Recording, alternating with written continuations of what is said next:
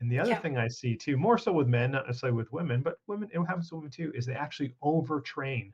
They're doing it too hard. And this is a Yeah. huge stressor to your body as well. So I just want to be, you got to do it what's right for you. And again, it depends what your goals are, your stage of life, all these sorts of things, everything, all aspects of health all come together, right? We're not separate little parts of our body. We're like a complete human. They all go together. So we got to figure out what is right for all of us.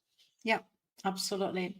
I love this. I think that what I often hear is I don't have time. I don't have time for the movement. I don't have time for the exercise. But it is so easy to just do, even if it's only something. And if it's like, indeed, like you say, have these little breaks in between and a change of body posture. I do the same for all my conversations, for all my calls, for all my broadcasting. I'm standing. I'm standing because I was sitting and sometimes I felt like, how do they say that in English? A bag of coached potatoes because you don't have you tend to go or you go like staring at your screen and you put all your pressure on your shoulders and your neck. And so now I also have a dog. That's absolutely a very good trigger to go out and to do some movement. But now I also try to every half an hour, if it's possible, if I'm not in calls or things like that, I just go out, change movement, do something.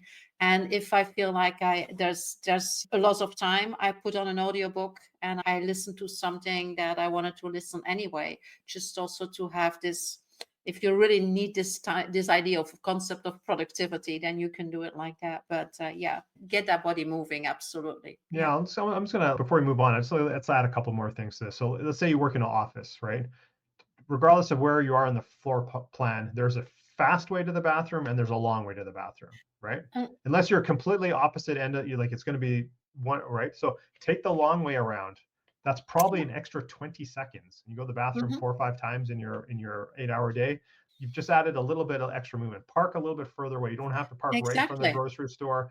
Park a couple rows back. Nobody hits your car. You get a little extra exercise. Get off one stop. If you take the subway or the bus, get off one stop earlier. Walk the Yeah. distance. Whatever. There's little Take things the we stairs can and do. not the elevator, things like that. We all know that. It's just that we sometimes have to be reminded to do that. Absolutely. And another thing I like to do, and it doesn't always resonate because again, I do a lot of virtual stuff on Zoom or what have you. But if somebody actually calls me on the phone, I don't just sit. I like walk around and I don't stand. I just walk around my house or my office and Yeah. I'll just pace and do sorts and get some extra steps in while I'm doing that task. Or like, even Mhm. if my parents, when I call my parents, I'll like still make it a exercise routine, so to speak, just talk to my parents or what have you. So there's lots of little ways we can build movement into our days for sure. Yeah.